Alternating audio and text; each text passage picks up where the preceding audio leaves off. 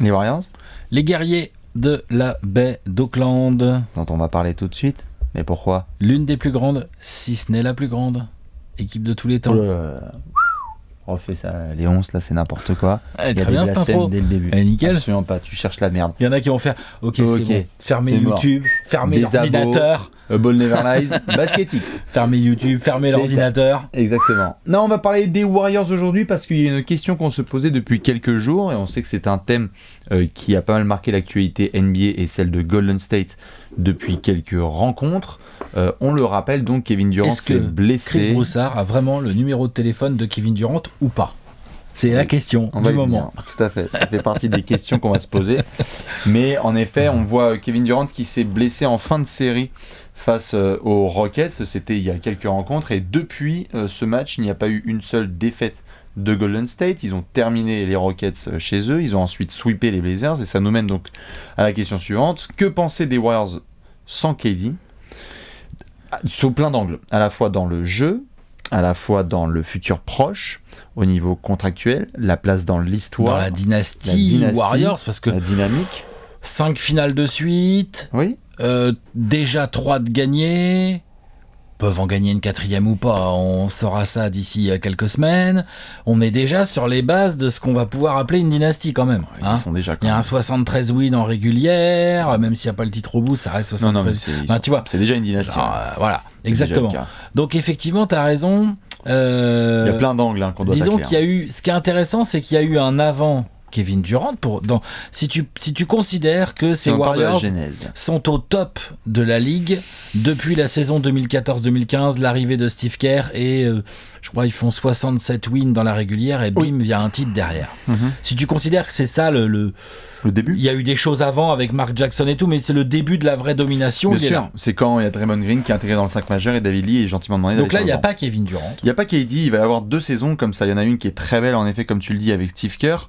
Elle est fabuleuse, hein. T'es rookie, t'es champion.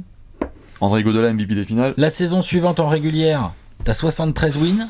Tu réalises une des, si ce n'est la plus grande saison d'une équipe La régulière, all-time. ah, bah, la ça, c'est régulière. clair. Franchement, les Warriors de 2015-2016, il n'y a rien à dire. Steph Curry MVP. MVP unanime. Le jeu, la beauté du jeu, le mouvement de balle, Draymond Green qui devient un All-Star absolument incroyable, un couteau suisse parfait, Klay Thompson en feu total, tous les gars qu'on a vus, hein. Harrison Barnes, Festus Ezeli, Andrew Bogut, Leandro Barbosa.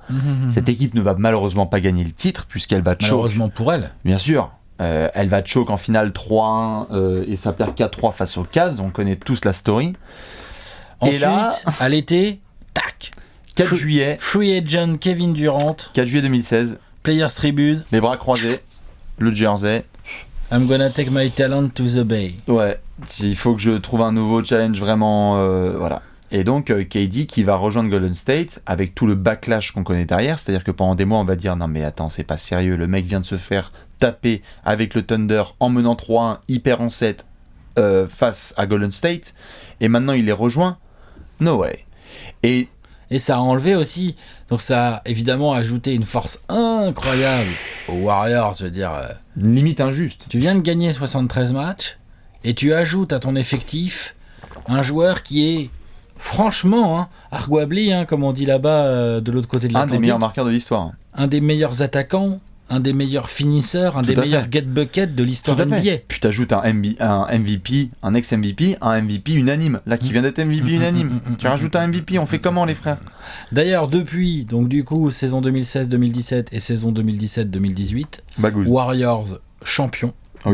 bagouze. Des séries régulières un peu moins bonnes, mais bon, MVP des finales les 2 fois. tout à fait. KD les 2 fois en finale. On peut discuter, il y en a qui vont te dire ouais, en 2018, le MVP des finales, c'est Curry. 2017, il n'y a rien à dire. C'est 2017, pour moi, il n'y a rien à dire. 2018, En 2018, tu peux on débattre peut avec discuter. Curry, tout à fait. Et ce qui est intéressant surtout de voir, c'est quand même comment KD a su marquer l'opinion avec des gros shoots qui tuent.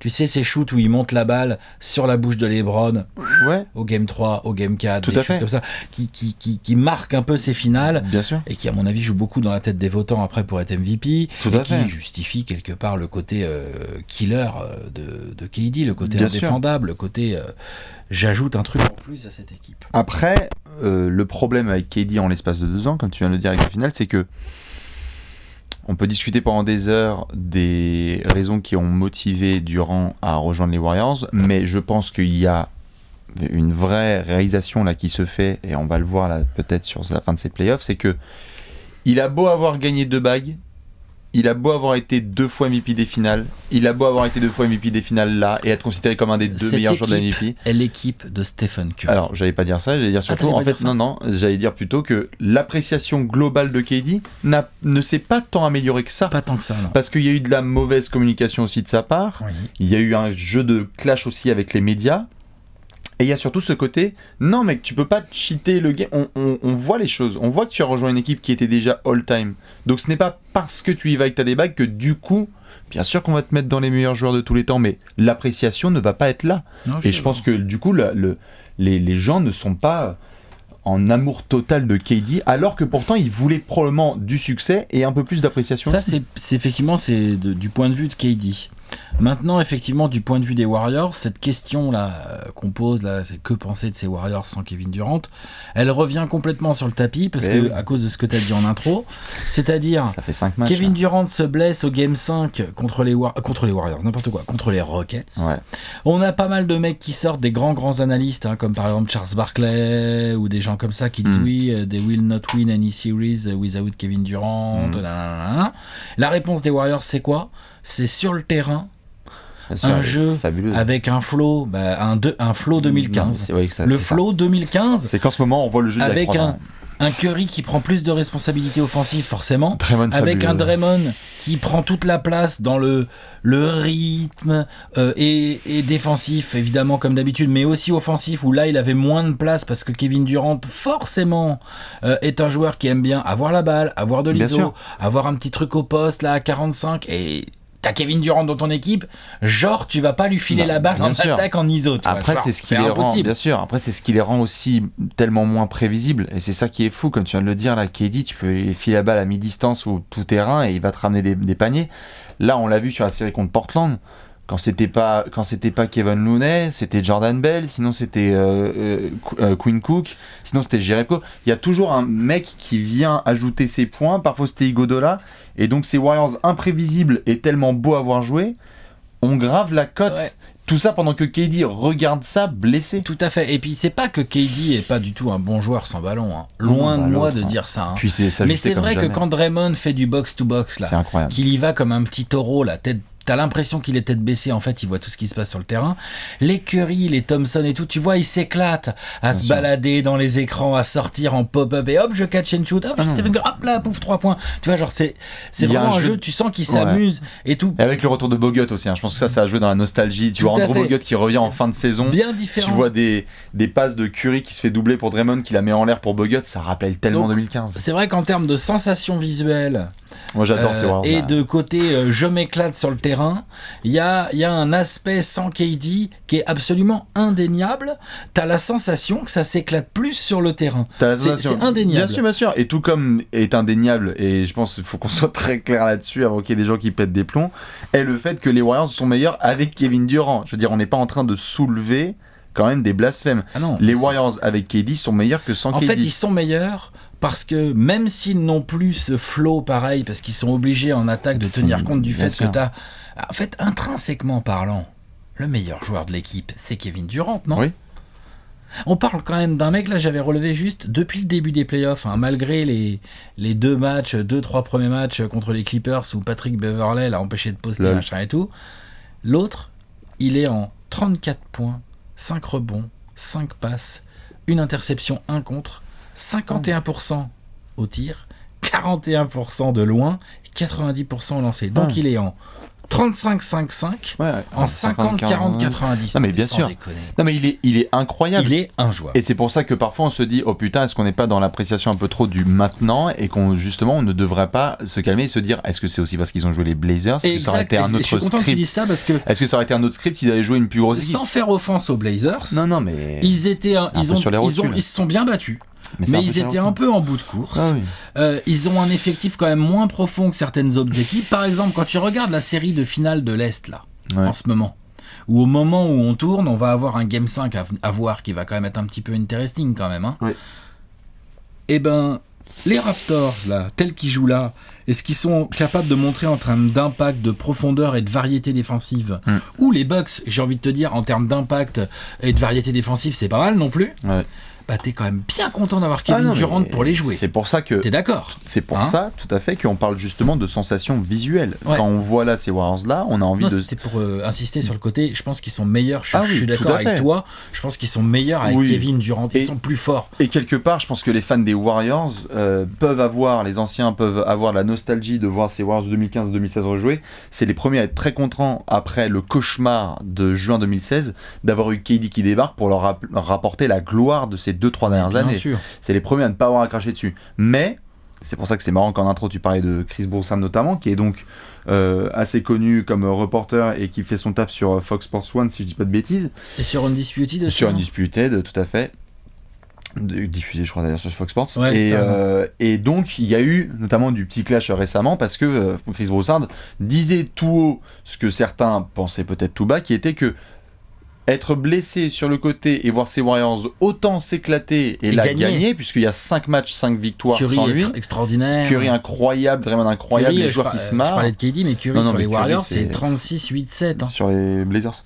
Sur les Blazers, pardon, 36-8-7. Et donc du coup, il y a Chris Broussard qui a dit, comme certains l'avaient déjà un petit peu écrit, mais forcément quand c'est la télévision, ça a plus d'écho, qui a dit que c'était le plus grand cauchemar de KD, qu'il puisse y avoir ces Warriors qui s'éclatent sans lui, surtout à quelques semaines de sa free agency, etc. KD a répondu lui ensuite en disant « c'est pas un peu exagéré gros, t'es sûr que tu dis pas trop de la merde ?» Et derrière, Broussard qui est revenu en lui disant « c'est pas un mytho, parce que notamment on a eu des discussions pendant plusieurs heures. Ne dis pas que j'avais pas ton numéro de téléphone. Et là KD, voilà, ce que KD lui a dit, t'as même pas mon numéro, et en fait les mecs ont échangé. Après là où la com de KD, je la trouve pas terrible évidemment. Qui a été donné, levez la main. Personne, mais Chris Broussard, je veux dire là moi où je peux comprendre KD, c'est genre c'est son plus gros cauchemar, les Warriors qui réussissent sans lui. Non les gars, faut arrêter avec ça. Bien sûr. C'est juste ça, je peux pas y croire, tu vois. Mais t'as pas grand chose à foutre quand même. Non, t'as pas grand chose à foutre. Mais t'as pas grand chose à foutre. Mais... Parce que ça crée un sujet là. C'est ça mon problème. Enfin vas-y, je te laisse finir. Ça crée un sujet. Ça crée quoi comme sujet ? On ne devrait que avoir parlé justement de l'excellence des Warriors et de ce jeu magnifique qui est fait, et KD devrait beaucoup plus justement, et il l'a fait un petit peu, mais mettre un peu plus en avant à quel point ces Warriors sont trop bien et qu'il est grave content de les voir jouer comme ça. Plutôt que de rentrer dans un côté clash. C'est là où KD est mauvais en com. Mais c'est là où je peux pas être d'accord avec Chris Broussard qui lui cherche à faire du buzz en disant oui, c'est le plus grand cauchemar de KD, tu vois. Évidemment. Non. Oui, mais comme nous on a fait des vidéos, on a dit petit lâche ou gros stin, je sais plus ce qu'on avait foutu en titre. Non, mais tu vois, je veux dire, après c'est. On se base sur des faits. Mais nous on a été capable quand même de faire du salace aussi. Mais c'est juste que, et d'ailleurs Chris Broussard qui a peut-être aussi parlé en DM pendant, comme on le disait, pendant des semaines et des semaines avec un burner account. Numéro, hein. Avec un burner account. Ça se trouve, il est avec un burner account Twitter et il est en train de discuter avec les Nets. Oh là là, il me l'a dit. Si, c'est Easy Money Fucker. Donc c'est vrai qu'il y a cette situation là et qui nous mène d'ailleurs à la free agency, parce que KD, on le sait et on l'imagine, va revenir sur les finales NBA et va essayer de contribuer pour faire ce que Shaq et Jordan notamment ont fait, être 3 fois MVP des finales et triplé de suite, tout à fait. Est-ce qu'il va être déjà... En fait, je prendrai la phrase de Broussard et je baisserai un peu d'un ton, quoi. Est-ce que ça peut avoir un impact sur sa décision estivale de voir... Des deux côtés, est-ce que ça peut avoir un impact sur KD de voir ses Warriors jouer comme ça sans lui? Et est-ce que ça peut avoir un impact sur les Warriors de voir comment est-ce qu'ils peuvent jouer sans KD? Bon, moi je dis oui et oui. Ça peut avoir un impact, évidemment. KD, d'un côté, en fonction de ce qui va se passer en finale. Donc, normalement, il devrait être bien rétabli, vu le temps que les Warriors ont. C'est pas pour le bien rétabli, mais en tout cas, il sera là. Non, il devrait être là, rétabli plutôt pas trop mal, parce que finalement, il n'aura pas joué depuis... le Game 5 des demi de conf. Ouais, mais je pense que c'est sérieux comme... Ouais, mais il n'aura pas joué pendant, genre... C'est sérieux comme blessure. Combien de temps il n'aura pas joué? 2 semaines, 2 semaines. Plus que ça. Ouais, 3 semaines. Ouais, 3 semaines. Hein. Ouais. Donc quand même. Donc après, je te dis pas qu'il sera à 100% total et tout, mais il aura eu beaucoup plus de repos que dans d'autres circonstances. Donc c'est plutôt cool pour lui. Donc il devrait être à un niveau très sérieux en finale. Dans l'hypothèse où, quel que soit l'adversaire, les Warriors soient champions, avec un KD un poil diminué, un peu bon. Hein, et un Curry enfin MVP des finales. Mais un Curry en feu, MVP des finales, par exemple. Putain. Hein? Je me permets. Ouais. Après, aux gens de nous dire, mais je crois qu'on était tous les deux en parlant, que ce soit sur le canapé ou en off ou quoi que ce soit, je considère que quelle que soit l'issue de la saison, il est parti. Ah, mais j'aurais tendance à être d'accord avec ça, pour deux raisons. La première, c'est que je pense que dans sa tête, KD, il pense qu'ils vont être champions, il se sent favori avec ses Warriors, il va faire ce qu'il faut pour essayer d'être le plus fort possible en finale et donc potentiellement MVP des finales. Ok, donc ça c'est le point de vue de KD, mais derrière, c'est quoi les challenges pour lui ? Pour lui, le vrai challenge si, comme il a l'air quand même assez centré sur sa carrière perso, son challenge, c'est d'aller à New York. Prendre les Knicks. Stop. Ou Alex, les t'avais Nets, dit LeBron, il y a les Knicks l'an dernier. Les Nets. Ou aller aux Clippers, par exemple, on en parle beaucoup ces derniers temps. En tout cas, de prendre une équipe avec déjà une base pas trop mal, et d'en faire genre un contender, voire d'aller plus loin, pourquoi pas, soyons fous, aller au titre. D'aller jusqu'au titre. Genre, pour qu'il puisse avoir sur son CV, genre, est allé dans telle franchise et lui a fait gagner un titre. Parce qu'il n'aura jamais ça avec les Warriors. Il n'aura jamais ça avec les Warriors. Il l'aura pas. La legacy de KD, il peut en gagner 10. Bien sûr. Jamais sur son CV, il y aura écrit est allé aux Warriors et leur a permis de gagner des titres. Bien sûr. Où était le joueur le plus iconique des Warriors ? Parce que la décennie 2010, c'est la team de Curry. C'est celle de Curry. Ça sera intouchable. Il faudrait je pense en effet qu'il faudrait qu'il puisse prendre, et on en reparlera, on fera des épisodes un peu plus approfondis sur KD et la free agency, parce qu'il y a beaucoup de choses qui sont sorties. Il y a du source tell me, l'agent Rich Kleiman commence à dire moi je sais pas, je suis pas dans sa tête. Ça, il commence à faire du teasing. 100% undecided. Mais c'est marrant parce qu'on avait parlé pas mal avec Léonce, il avait un avis assez intéressant là-dessus, c'est qu'on parlait du fait que si KD en fait prend le challenge culotté d'aller aux Knicks, il y a un côté rédemption tout à fait, et juste on va rayer tout le script qui a été dessiné et écrit jusqu'aujourd'hui sur KD, et on va vraiment le vénérer. Il y a un côté posage, à condition que ça fonctionne à minima. Bien sûr. Attention. Mais tu sais qu'à New York, parce que si tu vas aux Knicks et puis que tu passes pas un tour de playoff, attention. Vu honnêtement, ça c'est l'approche qu'on a aujourd'hui. Je pense honnêtement que si les Knicks ils font une demi-finale de conférence Est avec un KD, t'inquiète que eux ils lui font une statue directe. Vu la dalle qu'ils ont, les Knicks, ça fait combien de temps, Théma, comment ils se marrent, ça fait combien de temps qu'ils rêvent ne serait-ce qu'une vraie demi-finale de l'Est, c'est... Ah non, mais bien sûr. S'ils les emmènent là-bas, mais ils vont faire, mais c'est incroyable, mais tu as réussi. T'as vu ce qu'il y a, c'est un peu le désert là, l'effectif des Knicks. Ah oui, non, mais attends, ça on le fera dans les... Donc voilà, ça on le fera dans une autre vidéo. Oui, mais il y a des opportunités pour KD tout aussi intéressantes en termes de challenge, avec des bases un peu plus sérieuses. Ouais. Bref, en tout cas, ça, du côté KD, pour moi, je suis assez d'accord avec toi. Dans sa tête, pour moi, c'est où est-ce que je signe, où est-ce que je signe en juillet. Côté Warriors, moi, je suis Bob Myers, je suis Joe Lacob, je vois ça là. Les mecs sont sortis, Joe Lacob, je crois, est sorti dans les médias récemment en disant non mais arrêtez, bande de ouf. Clay KD, on va les signer. Ça reste. Alors moi, pourquoi pas, ça serait plutôt pourquoi pas. Ce sera assez bien joué. C'est assez logique, tu vois, ils ont les bird rights sur ces joueurs, ils vont pouvoir défoncer la luxury tax, en même temps avoir une équipe de fous. Donc pourquoi pas. En même temps, quand tu vois ce qui se passe en ce moment, que tu vois comment ça s'éclate de partout, et que tu te dis, est-ce que c'est pas le meilleur moyen de signer Clay ?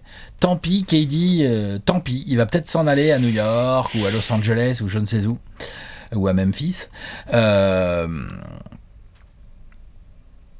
Pourquoi pas se dire, en fait, est-ce que pour le prix d'un KD, est-ce que j'ai pas intérêt à avoir deux André Iguodala ? Oui. Un autre joueur, ou à miser sur d'autres gars, à réfléchir différemment en fait, mais me dire en gros, mon trio, mes Warriors, c'est Curry, Clay, Draymond. Tout à fait, j'entends, c'est en ça que... C'est ma draft. Tout à fait, je pense que les Warriors sont de plus en plus conscients que ce sera trop compliqué de garder les 4, puisque Draymond est agent libre en 2020, et que Draymond va demander une blinde. Il est en train de le montrer là, il est en train de montrer que quand il est en feu, quand il est en mode motivé et en bonne santé, c'est un All-Star indiscutable. Je pense qu'ils sont conscients qu'ils ne pourront jamais garder les 4. Clay, il a fait des sacrifices tout le temps, que ce soit dans le temps de jeu, dans le rôle et dans la monnaie, il va demander la blinde. KD, il va pas settle pour 24 millions, il a déjà fait l'effort. Si t'es les Warriors, tu es obligé d'avoir un œil sur 2020, parce que est-ce que tu te permets de laisser partir Draymond Green ? C'est d'une violence quand même. Il y a plein de gens qui vont dire oui, laissez-le partir parce qu'on garde Clay, KD et Curry et on est bon. Je crois pas tant que ça. Hein. Je crois pas tant que ça vu l'importance qu'il a. En fait, Curry et Draymond, tu peux pas les laisser partir. Et je crois que c'est l'état d'esprit. Après, c'est entre Clay et KD, quoi. Et je pense que ce sera Clay. Non mais attends, peut-être que KD va pas leur laisser le choix aussi. Hein. Bien sûr, peut-être qu'il va faire. Attends, il est agent libre. Là, le 4 juillet Players Tribune. Hein. Il est agent libre, il fait ce qu'il veut, le mec. Il a pas renégocié, bien sûr. Mais en tout cas, c'est assez intéressant de voir, et ça va être fabuleux à voir là sur les finales NBA, de voir un petit peu l'appréciation que vont avoir les gens sur ces Warriors, parce que je serais vraiment pas étonné que là, quand il regardait la série sur les Blazers, il était un peu genre. Bien joué les gars. C'est le genre. Ça ne m'étonnerait pas. Il a ce genre, il a cette réputation, mais... Ça veut pas dire que c'est un connard de coéquipier, hein, c'est un très très bon coéquipier, mais... Il faut qu'il s'y fasse. Ouais. Tout aussi joueur extraordinairement fort qu'il est, tout aussi joueur incroyable qui va marquer l'histoire qu'il est, la dynastie Warriors, elle est plus grande que lui. Bien sûr, et la dynastie Curry est plus grande que lui. Point barre. Mais même elle est plus grande que Curry en fait. Tu vois, c'est plus grand que lui quoi. C'est le personnage principal clairement c'est Curry, mais même c'est la dynastie Warriors, c'est-à-dire qu'il y a un truc, il y a Steve Kerr, il y a Draymond Green, il y a Klay Thompson, il y a la draft, il y a les bons ajustements, il y a plein de choses. C'est une dynastie. Est-ce que les gens mettront une sorte d'astérisque sur les 2 titres de KD à cause de ça? Sur la durée. Les 2 ou 3 titres? Les 2 ou 3 titres quoi. Ouais. Une astérix, c'est-à-dire? Je me demande juste si... faut pas exagérer quand même. Hein. Il était là, il était au niveau. Attends, qu'on soit d'accord, il est pas venu en tant que tout à fait, il est pas venu en tant que client sur le wagon. Chaser, hein, il est pas venu en tant que client sur le wagon, tout à fait. Il a été MVP des finales, il a fait le boulot. Ouais, voilà. Je dis juste, je suis pas sûr que, tu vois, le script typique, ce serait que l'année prochaine, s'il est dans une autre franchise, que les Warriors là, avec Curry, Clay et Draymond et d'autres gars, parce que les Warriors, ils sont light years ahead, donc ils vont faire du recrutement dans tous les sens, ils tapent une saison à genre 70 victoires, avec Steve Kerr. Non, ce qui serait vraiment bon, puisqu'on n'a même pas parlé de Steve Kerr. Ce qui serait vraiment bon, c'est KD aux Knicks, et puis un petit Knicks Warriors en finale NBA, quoi, un jour, quoi. Non. Ça serait bon, ça. Ah, ça serait très bon, mais là, tu divagues. Je pense pas. C'est pour mes potes fans des Knicks. Ouais, clairement. Mais ce serait hyper intéressant de voir l'année prochaine si les Warriors, au cas où Kelly se barre, sont encore des title contenders, vraiment, clairement, où les mecs ne sont pas exténués après des années et des années de finale NBA, et où du coup ils continuent à être productifs. Parce que si c'est le cas, non mais on va revenir... Si c'est le cas, ça peut devenir une des plus grandes dynasties de l'histoire. Bien sûr, et on va encore une fois revenir sur les titres de KD, je te jure. Et on va être là genre... Ouais, ok, ouais. On n'a pas trop besoin d'être là quand même, hein. C'est juste une erreur 2016. Hein. Parce que les 2 finales 2016, on peut revenir autant qu'on veut. Bon, enfin bref. Ah, c'est une exception, mais c'est une exception magnifique. Tout à fait. Bravo, Kaz. Merci à Draymond d'avoir chialé dans le parking. En tout cas, ça va être c'est assez intéressant à suivre. Ouais. On va déjà regarder comment ça se passe en finale. On va regarder Kevin Durant dans quelle forme il est. Ouais. On va regarder comment ça se comporte autour de lui. Est-ce que du coup Draymond continue d'avoir le lead comme ça, du flow et tout, avec un Curry incroyable, et KD qui du coup a un peu moins d'ISO, mais continue à foutre ses 20, 25 points, pas de problème, hein, avec des très bons pourcentages et tout, puis à être un killer en fin de match aussi, pourquoi pas, hein. Est-ce que le clash de l'époque des Clippers peut revenir à la surface, où Draymond fonce tête baissée parce que c'est comme ça qu'il joue en ce moment et que KD demande à calmer, est-ce que ça va remonter parce que c'est un fils de plage, comme on l'a entendu sur le banc? Dites-nous dans tous les cas ce que vous en pensez, c'est un des gros sujets, hein. On voulait en parler avec vous par rapport à cette dynastie Warriors et ce qu'on est en train de voir. On est en train de voir quand même une des plus grandes équipes de tous les temps et comment ça se passe par rapport à l'appréciation qu'on a de KD, Curry, Draymond, Clay et Steve Kerr. Et nous on se retrouve en finale NBA, la 5e de suite. Bisous, ciao. Ciao.